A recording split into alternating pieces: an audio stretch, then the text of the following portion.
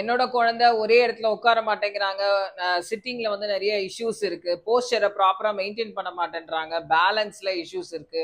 Coordination நல்லா இல்ல. To walking பண்ணிட்டே இருக்காங்க. ஸோ இந்த மாதிரி சிம்ப்டம்ஸ் இருக்கிற குழந்தைக்கு வந்து டிஎல்ஆர் ரிஃப்ளெக்ஸ் அப்படிங்கிற ரிஃப்ளெக்ஸ் வந்து ப்ராப்பரா இன்டகிரேட் ஆகலனா கூட இந்த குழந்தைங்க வந்து இந்த மாதிரி சிம்ப்டம்ஸ் காமிக்கலாம். ஸோ அப்போ அந்த டிஎல்ஆர் ரிஃப்ளெக்ஸ் வந்து நம்ம இன்டகிரேட் பண்ற மாதிரி ஆக்டிவிட்டீஸ் அண்ட் எக்ஸசைஸ் கொடுக்கும்போது ஆட்டோமேட்டிக்காக இதுலலாம் நம்ம வந்து சேஞ்சஸ் பார்க்க முடியும். ஸோ அப்போ அது நான் என்னுடைய குழந்தைக்கு வந்து ஸ்டில் வந்து அது பர்சிஸ்ட் ஆகிட்டே இருக்கா, அது இன்னும் இன்டகிரேட் ஆகலையா அப்படின்னு செக் பண்ணணும்னா இப்போ நான் சொல்ல போகிற இந்த ஆக்டிவிட்டீஸ் வந்து நீங்கள் செக் பண்ணும்போது கண்டுபிடிச்சிடலாம் ஈஸியாக. காலை நல்லா கிட்ட க்ளோஸரா வச்சுக்கோங்க. காலை க்ளோஸரா வச்சாச்சா? அப்படியே மேலே பாருங்க. கண்ணை மூடுங்க. நான் வந்து 20 கவுண்ட் சொல்ற வரைக்கும் அப்படியே இருக்கணும். டான்ஸ்லாம் ஆடக்கூடாது. Okay, ready? 1 2 3 4 5 6